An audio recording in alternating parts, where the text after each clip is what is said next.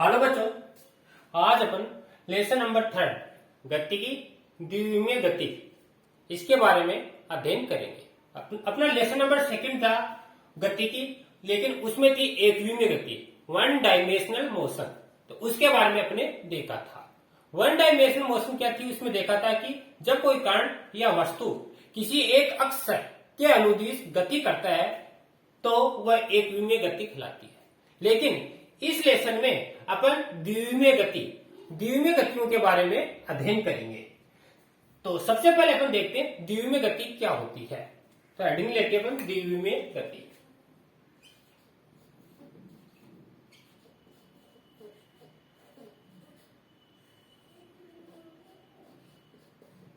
इसको बोलते हैं टू डायमेंशनल मोशन, अर्थात द्विविमीय गति किसे कहते हैं। किसी समतल में जब कोई कण या पिंड किसी तल में गति करता है तो वह गति द्विविमीय गति कहलाती है। माने कोई कण या पिंड किसी तल के अंतर्गत गति करता है तो वह गति द्विविमीय गति कहलाती है। दूसरी डेफिनेशन अपन देखें तो किन्हीं दो अक्षों के अनुदिश होने वाली गति द्विविमीय गति कहलाती है। अब दो अक्ष कौन हो सकती हैं, या तो अक्ष वाई अक्ष, या वाई जेड, या जेड अक्ष। ठीक है, जैसे एग्जांपल के रूप में देखें तो कोई खेल का मैदान है, खेल के मैदान में दौड़ते हुए खिलाड़ी की गति, क्योंकि ये किसी एक तल में हो रही है तो ये द्विविमीय गति का एग्जांपल है। किसी समतल पर चलते हुए वाहन की गति, अब अगर सीधी रेखा में चलेगा तो एक विमीय होगा, लेकिन समतल में चल रहा है तो वाहन की गति है। किसी वस्तु को ऊर्ध्वाधर ऊपर की ओर फेंके गए प्रक्षेपी की गति, जो प्रोजेक्टाइल मोशन होता है वो आपका द्विविमीय गति का एग्जाम्पल होता है। तो ये अपने द्विविमीय गति थी। तो इसके अपन डेफिनेशन लिखेंगे, जब कोई कण या पिंड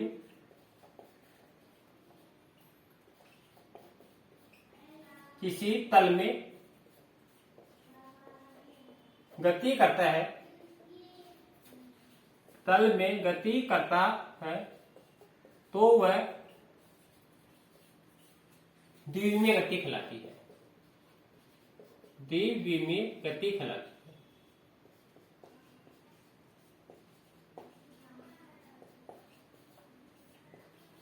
दूसरी अपन परिभाषा देख सकते हैं, किन्हीं दो अक्षों के अनुदिश, दो अक्षों के अनुदिश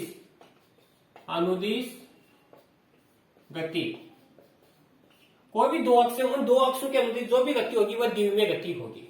अब दो अक्ष कौन कौन सी हो सकती हैं, या तो आपकी अक्ष वाई अक्ष, या फिर वाई जेड अक्ष, या फिर जेड अक्ष ये आपकी दो में। कैसे, जैसे ये आपका कर्व है, ग्राफ है, यह अक्ष है, ये वाई अक्ष है और ये जेड है, ये मूल बिंदु है। तो या तो इस तल में गति होगी आपकी तो अक्ष वाई हो गई, या वाई जेड में होगी तो वाई जेड तल हो गया, यह आपका अक्ष जेड। तो यह आपकी द्विविमीय गति कहलाती है। जैसे एग्जाम्पल लिखे इसके द्विविमीय गति के, द्विविमीय गति में आप एग्जाम्पल लिख सकते हो, मैदान में खिलाड़ियों की गति, मैदान में खिलाड़ियों की गति। जो खेल का मैदान है उसमें जब खिलाड़ी आपस में दौड़ते हैं तो आपकी द्विविमीय गति होती है। ऊर्ध्वाधर तल में प्रक्षेपी गति, ऊर्ध्वाधर तल में प्रक्षेपी की गति। किसी समतल पर चलते हुए वाहन की गति, यह सब आपकी क्या होंगी, द्विविमीय गति के एग्जाम्पल है। प्रक्षेपी का मतलब माने जब कोई वस्तु वर्ताकार पथ में गति करते हुए आती है तो वह ऊर्ध्वाधर तल में प्रक्षेपी गति कहलाती है। ठीक है, तो ये अपने द्विविमीय, ये सारी चीजें अपन इसी लेसन के अंतर्गत अध्ययन करेंगे। इसके बाद में एक और होती है त्रिविमीय गति। त्रिविमीय गति अपने देखा था, किसी स्पेस में अर्थात आकाश में होने वाली गति त्रिविमीय गति कहलाती है, जिसमें तीनों अक्ष वाई अक्ष एंड जेड, तीनों अक्ष वाई जेड तीनों अक्षों के अनुदिश होगी, वह त्रिविमीय गति होगी। जैसे एग्जाम्पल देखते, पक्षियों की गति, वायुयान की गति, पतंग की गति, वह सारी त्रिविमीय गति होगी। ठीक है बच्चों, इसके बाद में अपना टॉपिक लेते हैं मेन सदिश व अदिश राशियां। जो भौतिक राशियां हैं, भौतिक राशियां मुख्य रूप से दो प्रकार की होती हैं, एक सदिश राशि, दूसरी अदिश राशि। एक को स्केलर बोलते हैं, एक को प्रोडक्ट बोलते हैं, सॉरी वेक्टर बोलते हैं। Scalar and vector product. अब देखो अपन सबसे पहले देखते हैं सदिश व अदिश राशियां। तो इसमें सबसे पहले लेते हैं अपन अदिश राशि। अदिश राशियां, स्केलर वेक्टर।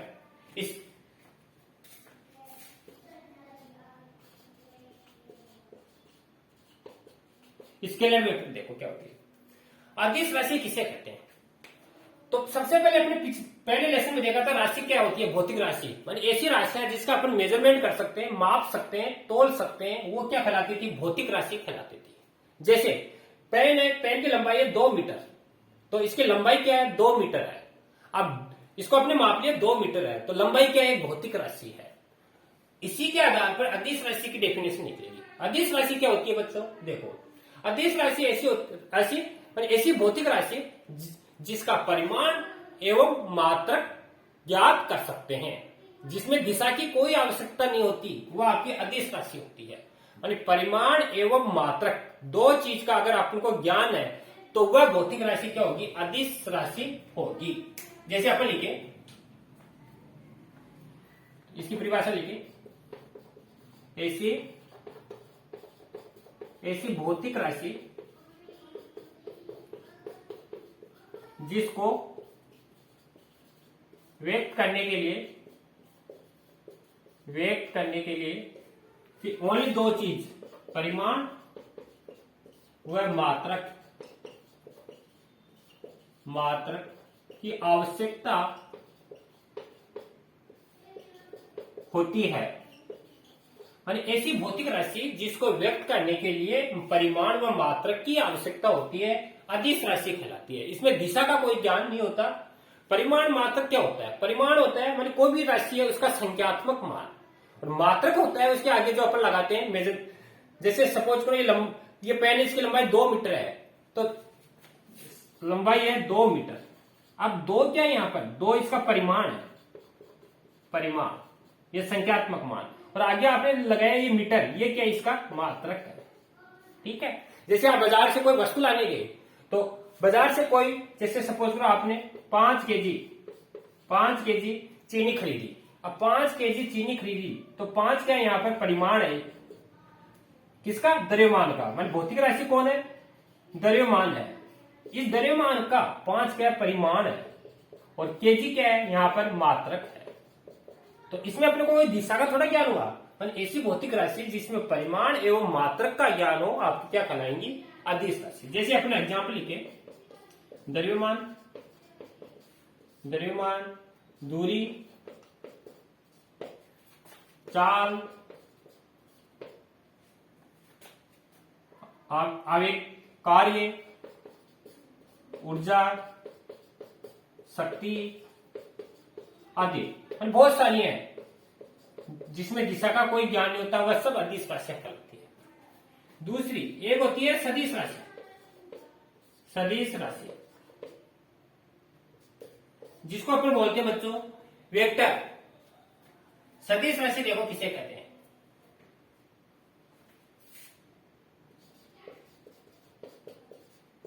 वेक्टर देखो, सदिश राशि ऐसी भौतिक राशि जिसको व्यक्त करने के लिए परिमाण मात्रक के साथ दिशा का भी ज्ञान होता है, सदिश राशि कहलाती है। परिमाण मात्रक के साथ में आपको दिशा का भी ज्ञान हो, वो आपकी सदिश कहलाती है। जैसे कोई व्यक्ति है उत्तर की, या कोई वाहन है उत्तर की ओर 2 किलोमीटर प्रति घंटे की चाल से जा रही है, तो अब अपने डायरेक्शन आ गया ना, इसमें उत्तर की ओर जा रही है। तो जैसे एग्जाम्पल यहां बताऊं आपको, पहले डेफिनेशन लिख लेते हैं शॉर्ट में। ऐसी भौतिक राशि जिसको व्यक्त करने के लिए 3 चीज चाहिए आपको, परिमाण, मात्रक, साथ में दिशा। ऐसी भौतिक राशि जिसको व्यक्त करने के लिए परिमाण, मात्रक और दिशा का ज्ञान होता है, उसी को अपन सदिश राशि कहते हैं। तो आप पूरी इसकी डिटेल में लिखना। जैसे एग्जाम्पल के रूप में बताएं आपको, सपोज करो क्या नाम, वाहन 25 किलोमीटर प्रति घंटे वाहन 25 किलोमीटर प्रति घंटे की चाल से उत्तर की ओर गति कर रहा है। गति कर रहा है, गति का मतलब चल रहा है। अब आपको देखो, इसमें उत्तर की ओर जा रहा है तो कौन है इसमें, यहां पर गति कर रहा है तो विस्थापन, सॉरी वेग है। वेग क्या हो गया यहाँ पर, भौतिक राशि होगी। वेग तो यहाँ पर है भौतिक राशि, भौतिक राशि। अब किस स्पीड से जा रहा है, 25। ये क्या इसका परिमाण हो गया, परिमाण। और आगे क्या, किलोमीटर प्रति घंटा, ये क्या हो गया इसका मात्रक हो गया। और किधर जा रहा है, उत्तर की ओर, ये क्या होगी इसकी डायरेक्शन होगी।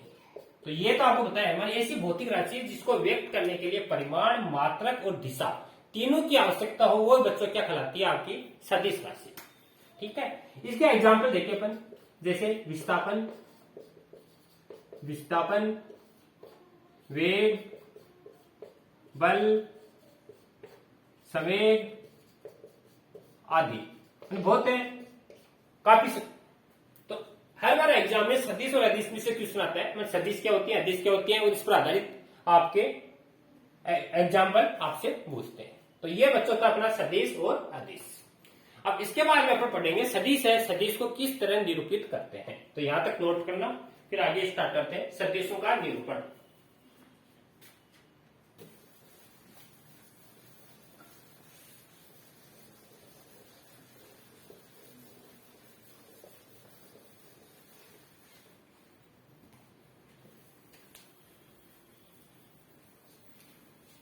नेक्स्ट देखो सदिशों का निरूपण।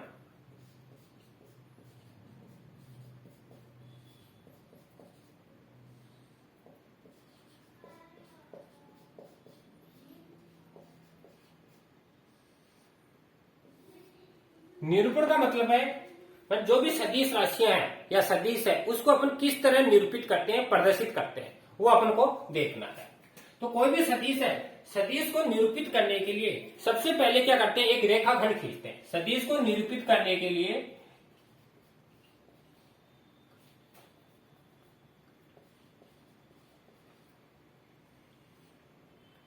रेखाखंड खींचना आपको, मैं कोई भी सदिश है, जैसे सपोज करो कोई सदिश है, उसको निरूपित करने के लिए सबसे पहले आपको क्या करना है, एक रेखाखंड खींचना। ठीक है, रेखाखंड खींच लिया।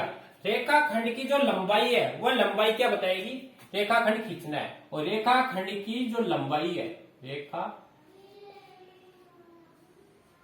खंड की लंबाई, ये जो लंबाई है वह सदिश है, सदिश के परिमाण को बताएगी। परिमाण जो संख्यात्मक मान है वो इसकी लंबाई बताएगी। ठीक है, तथा इसके लास्ट वाली सिरे पर एक तीर का निशान लगाना है। ये तीर का निशान, इस तरह आपको तीर का निशान लगा देना। ये जो सिरा है ये ए बिंदु है और ये आपका बी बिंदु है। ये जो सिरा है ये आपका इसका कहलाता है पूंछ और ये कहलाता है इसका शीर्ष। ठीक है बच्चों, यानी आपको कोई भी सदिश है, सदिश को प्रदर्शित करने के लिए एक रेखाखंड खींचना है। रेखाखंड की जो लंबाई होगी ये बीच वाली, ये इसके परिमाण को बताएगी। तथा जो तीर का निशान है, तथा रेखाखंड पर जो तीर का निशान लगाओगे आप, तीर का निशान, ये जो सदिश है उसकी दिशा को प्रदर्शित करेगी। सदिश की दिशा यानी ये बताएगी जो जिधर इसका मुंह होगा उधर ही क्या होगी, सदिश की डायरेक्शन होगी, सदिश की दिशा को बताएगी। और जो भी आपने रेखाखंड खींची है, रेखाखंड का जो प्रारंभिक बिंदु है वो आपका क्या कहलाता है, जहां से स्टार्ट किया वह इसका प्रारंभिक बिंदु या पूंछ कहलाता है इसका। और जहां पर एंडिंग होगा वह इसका क्या कहलाता है, शीर्ष बिंदु, शीर्ष या अंतिम सिरा कहलाता है। ठीक है, तो आपको क्या करना है, कोई भी सदिश है, सदिश को निरूपित करने के लिए एक रेखाखंड खींचना है। रेखाखंड सदिश की लंबाई बताएगी। उस रेखाखंड पर एक तीर का निशान लगाओगे, वह तीर का निशान सदिश की दिशा बताएगी। इसका स्टार्टिंग सिरा इसका पूंछ कहलाएगा, अंतिम सिरा इसका शीर्ष कहलाएगा। जैसे अपन जानते बच्चों, इधर नॉर्थ, इधर साउथ, इधर आपका ईस्ट और इधर वेस्ट, ये आपकी क्या डायरेक्शन होती है। ठीक है, अब मान लो कोई वाहन है, वाहन पूर्व की ओर गति कर रहा है, पूर्व की ओर 20 मीटर तक चलता है। कोई वाहन है पूर्व की ओर 20 मीटर तक चल रहा है। अब आपको मालूम है ये डायरेक्शन पूर्व है तो इधर जाएगा आपका कोई वाहन। अब इसको 20 मीटर न लिख के इसको पैमाना ले लेते हैं, मतलब 10 मीटर बराबर एक, मानी 10 मीटर का बराबर 1 सेंटीमीटर या 20 बराबर 2 सेंटीमीटर ऐसे लिख लेते हैं। तो इसको आपको प्रदर्शित करने के लिए क्या करते हैं, जैसे ये तीर का निशान लगाया और ये आपका लिख लिया यहाँ पर 20 मीटर, इस तरह आपको प्रदर्शित करना है कोई भी सदिश है। तो ये 20 मानी इसको अपन पैमाना ले लेते हैं, छोटा पैमाना, ताकि अपन इसको ग्राफ पर प्रदर्शित कर सके। अब सदिश का निरूपण करोगे कैसे, सदिश को प्रदर्शित करने के लिए कोई भी भौतिक राशि है उसके ऊपर तीर का निशान लगाना है। भौतिक राशि है, भौतिक राशि पर तीर का निशान लगाना है। जैसे एग्जाम्पल लेके, जैसे सपोज करो कोई भौतिक राशि ए है तो ए के ऊपर क्या लगा दोगे, ये तीर। तो ये क्या बन गया, सदिश ए। इसको पढ़ोगे सदिश ए। कोई भी भौतिक राशि है उसके ऊपर तीर का निशान लगा देना है। जैसे वेग है तो वी के ऊपर क्या लगोगे, वी बार। बल है तो बल के ऊपर एफ बार, ठीक है। संवेग है, संवेग के ऊपर पी बार। ये तीर का निशान लगा देना। तो ये बन जाएगा वेग सदिश, बल सदिश, संवेग सदिश। कोई भी सदिश है उसको प्रदर्शित करने के लिए उसके ऊपर तीर का निशान लगा देना है, ठीक है। तो ये सदिश राशि बन जाएगी आपकी। इसके बाद में आपको आगे ये भी ध्यान रखना है, अब जो सदिश है इस सदिश का परिमाण कैसे लिखते हैं, सदिश का परिमाण सदिश का परिमाण व्यक्त करने के लिए, जैसे सपोज करो सदिश बल एफ आपके पास। अब इसको परिमाण लिखने के लिए क्या करते हैं बच्चों, इसके दो यहाँ सीधे स्तंभ के रूप में दो रेखाएं खींच देते हैं। ये जो एफ का मापांक या मॉडुलस कहलाता है, ये कहलाता है बल का मापांक या मॉडुलस। एफ का मापांक या मॉडुलस, मतलब इसको आप ऐसे भी प्रदर्शित कर सकते हो या फिर ऐसे बिना सदिश लगावे मोड। ये एक ही चीज है। तो इसको बोलते हैं बल का मापांक या मॉडुलस बोलते हैं। यानी ये जो मान आएगा ये परिमाण आएगा आपका, जो भी मान आएगा वो संख्यात्मक मान आएगा, इसलिए इसको बल का मापांक या मॉडुलस कहते हैं बच्चों, ठीक है। तो ये था अपने सदिशों का निरूपित करने के लिए। इसके बाद में अपन पढ़ते हैं सदिशों के प्रकार। सदिशों के प्रकार,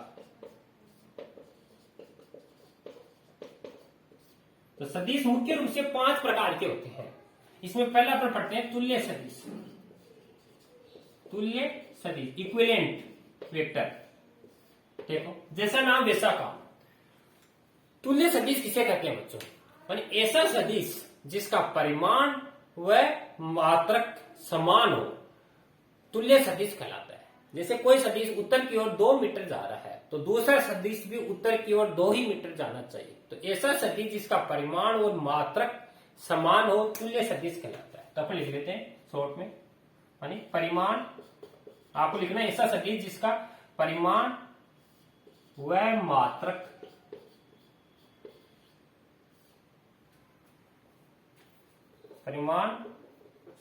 मात्रक नहीं, परिमाण व दिशा समान हो। ऐसा सदिश जिसकी परिमाण व दिशा समान हो तुल्य सदिश कहलाता है। जैसे एग्जांपल देखिए अपन, जैसे मान लो 2 सदिश है, एक ए है और दूसरा सदिश आपके पास बी है, ठीक है। दोनों जैसे एक सदिश ये सदिश ए और दूसरा सदिश आपका बी, तो ये दोनों कैसे सदिश है, तुल्य सदिश। जैसे ये 2 मीटर का तो ये भी 2 मीटर का, दोनों की डायरेक्शन पूर्व की ओर है। जरूरी नहीं ऐसे भी लिख सकते हैं इसको, जैसे सदिश ए और ये आपका दूसरा सदिश बी। तो ऐसे सदिश जिसका परिमाण और दिशा सेम हो, तो इसमें क्या आएगा, मतलब ए बराबर किसके आएगा, बी के, अर्थात सदिश ए बराबर होगा बी के। तो ये आपके तुल्य सदिश कहलाता है, इक्विवेलेंट सदिश। इसके बाद में दूसरा सदिश आता है विपरीत सदिश। तो यहां तक नोट करना, फिर अपन दूसरा स्टार्ट करते हैं, विपरीत सदिश।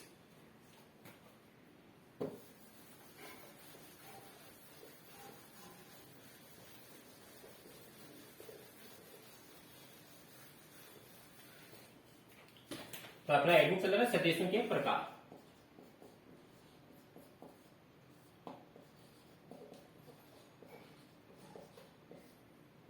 तो इसमें पहला आपने पढ़ लिया तुल्य सदिश, इक्विवेलेंट वेक्टर। दूसरा है अपना विपरीय सदिश।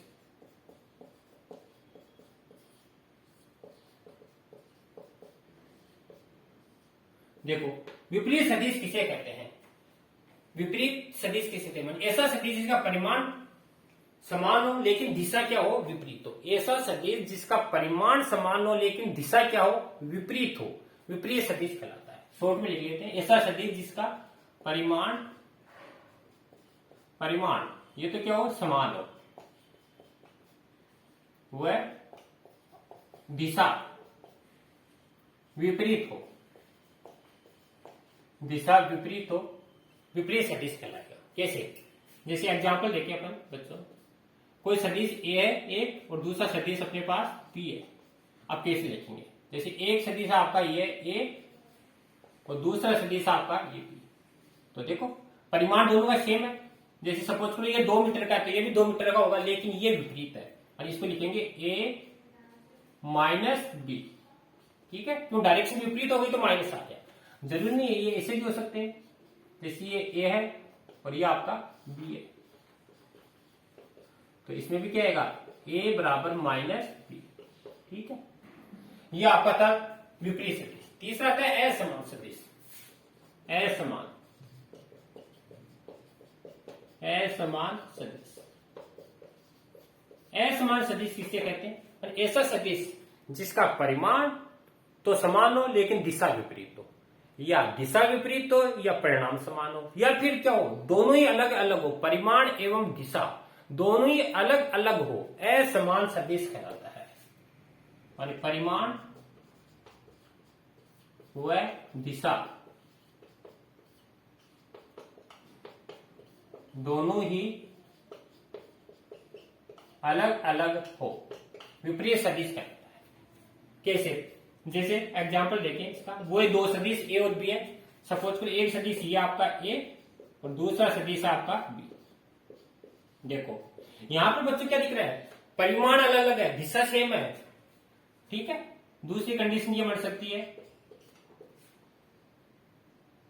एक इधर आपका और दूसरा ये है बी।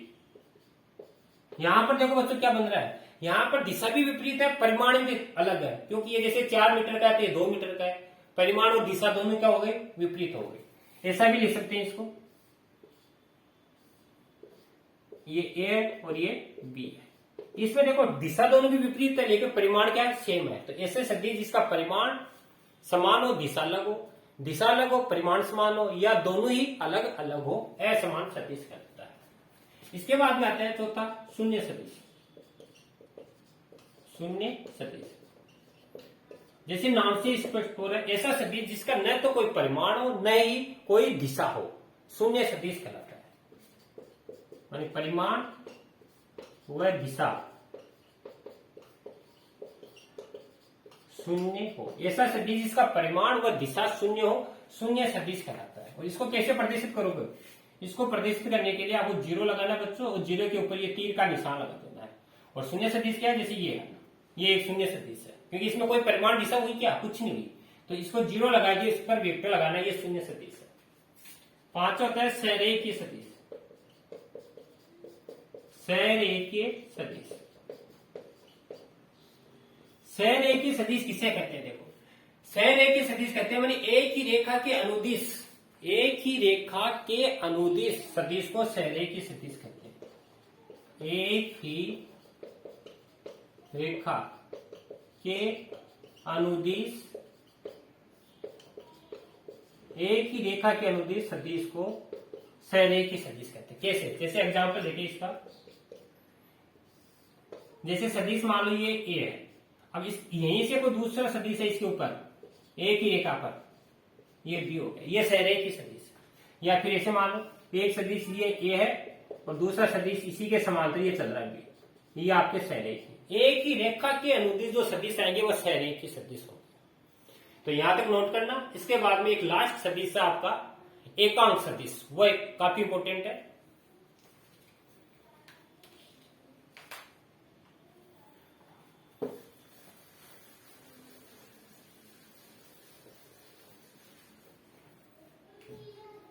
छठा है आपका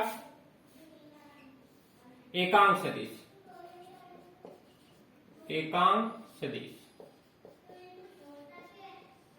जिसको बोलते हैं यूनिट वेक्टर।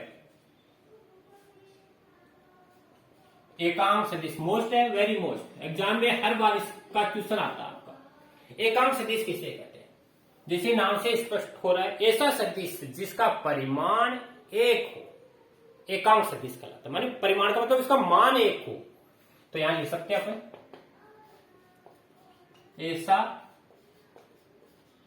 ऐसा सदिश जिसका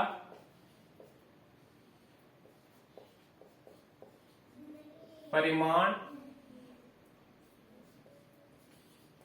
एकांक, एकांक का मतलब एक हो, एकांक सदिश कहलाता है। ऐसा सदिश जिसका परिमाण या जिसका मान एक हो, एकांक सदिश कहलाता है। याद हुई बच्चों? माने ऐसा सदिश जिसका परिमाण एक हो, एकांक सदिश कहलाता है। ठीक है, अब देखो कैसे लिखेंगे एकांक सदिश को, कैसे प्रदर्शित करेंगे? एकांक सदिश बराबर क्या होगा? इसका सूत्र है एकांक सदिश बराबर सदिश बट्टा सदिश का परिमाण। सदिश का परिमाण, ये एकांक सदिश का सूत्र है। एकांक सदिश बराबर सदिश बटा सदिश का परिमाण। एकांक सदिश को प्रदर्शित करने के लिए जो भी आपको भौतिक राशि दे रखी है उसके ऊपर कैप लगाना है। देखो क्या लिखोगे? एकांक सदिश है, इसको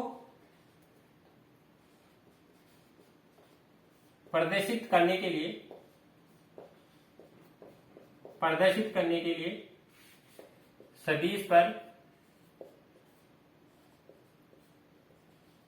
केप का मतलब इस तरह का निशान है, केप लगाना है।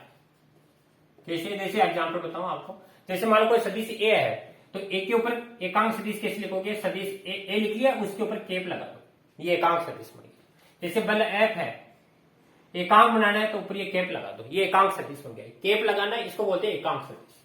तो अब इसका सूत्र देखें, जैसे सदिश ए, एकांक सदिश ए बराबर सदिश बट्टा सदिश का परिमाण। परिमाण के लिए अभी आपको बताया था, मैं दो डंडे लगाने, मॉड्यूलेशन बोलते हैं। ये भी सही है, या इसको आप ऐसे भी लिख सकते हो, सदिश ए बटा ए। एकांक सदिश बराबर सदिश बटा सदिश का परिमाण, ये इसका फॉर्मूला है। ठीक है, अब आपकी तीन डायरेक्शन होती हैं, एक्स वाई जेड। तीन डायरेक्शन अपने पढ़ी है बच्चों। एक एक्स दिशा होती है, एक वाई दिशा होती है, और जेड डायरेक्शन होती है, X Y and Z. X दिशा में एकांक सदिश क्या होता है? आई लगा दो, उसके ऊपर केप, आई कैप।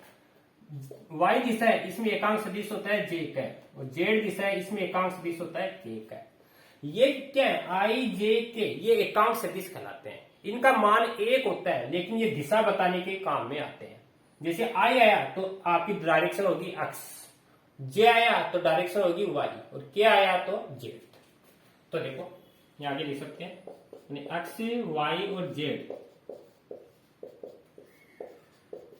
एक्स वाई जेड दिशा में एकांक सदिश आई कैप, जे कैप एंड के कैप होते हैं। ये एक्स वाई जेड दिशा है, इसमें एकांक सदिश होते हैं जिनका मान एक होता है और केवल दिशा बताते हैं। जिनका मान एक होता है, जो दिशा प्रदर्शित करते हैं। तो बच्चों याद रखना, यानी इनका काम मान तो एक है, बस आई दिखते आपको मालूम पड़ना चाहिए कि जो भी सदिश है उसकी डायरेक्शन एक्स दिशा में है, जे दिखा तो वाई में, के दिखा तो जेड में है। ठीक है बच्चों, तो ये आपको केवल डायरेक्शन बताने के काम में आते हैं और इसका कोई यूज नहीं है। ठीक। जैसे अपन और एग्जांपल देखिए, जैसे बल है, बल को प्रदर्शित करना है एकांक सदिश में। बल को कैसे लिखोगे? एफ के एकांक सदिश बराबर सदिश बटा सदिश का परिमाण, ये आपका बल का फॉर्मूला बन गया। ठीक है बच्चों। अब देखो, जैसे इस पर क्वेश्चन बताता हूं आपको, मोस्ट क्वेश्चन एग्जांपल देखो। जैसे मान लो आपको कोई सदिश दे रखा है ए बराबर, सदिश ए बराबर दे रखा है 4 आई के प्लस 3 जे के।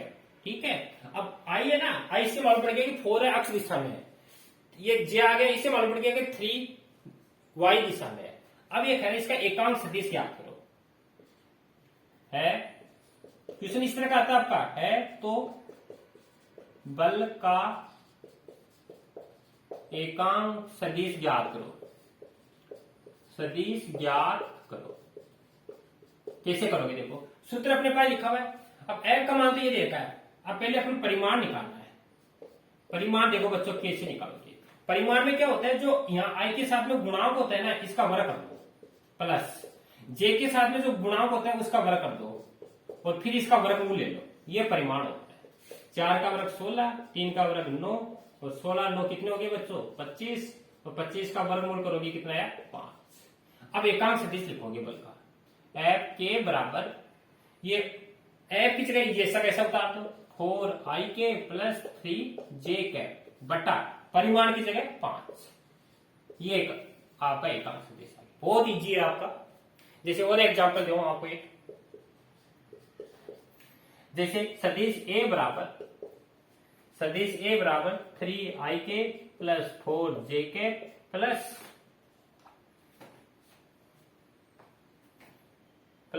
5 के है, ये आपका। अब कह रहे हैं इसका एकांक सदिश क्या करो। सबसे पहले बच्चों आप क्या निकालोगे? इसका परिमाण निकालोगे। आई का गुणा कौन है? 3 का स्क्वायर, प्लस जे का गुणा कौन है? 4 का स्क्वायर, प्लस के का गुणा कौन है? 5 का स्क्वायर का अंडर रूट, 9 प्लस 16 प्लस 25 का अंडर रूट। कितना है? 25 और ये 50, यानी 50 अंडर रूट। अब इसका वर्गमूल नहीं निकलेगा तो 50 करने दो। ठीक है। या आप ऐसे लिख सकते हो 5√2, 5 अंदर जाएगा 25 और 25 गुणा 50, तो ये भी हो सकता है। अब एकांक सदिश लिखोगे, ए के बराबर सदिश बटा सदिश का परिमाण। फॉर्मूला होता है सदिश बटा सदिश का परिमाण। रख दो, देखो 3 आई के प्लस 4 जे के प्लस 5 के अपोन में ये आपका 5√2, ये इसका आंसर आ गया। तो इस तरह आप एकांक सदिश है उसको याद कर सकते हो। तो एकांक सदिश है इसकी डेफिनेशन, और इस पर आधारित क्वेश्चन हर बार एग्जाम में पूछा जाता है, मोस्ट है। तो आज बच्चों अपने चैप्टर नंबर 3 में द्विमीय गति क्या होती है इसके बारे में देखा। इसके बाद में अपने देखा कि जो भी सदिश है उन सदिशों को किस तरह निरूपित करते हैं। निरूपित करने के लिए अपन एक रेखाखंड खींचते हैं, रेखाखंड की लंबाई सदिश के परिमाण बताती है, और तीर का निशान सदिश की दिशा बताता है।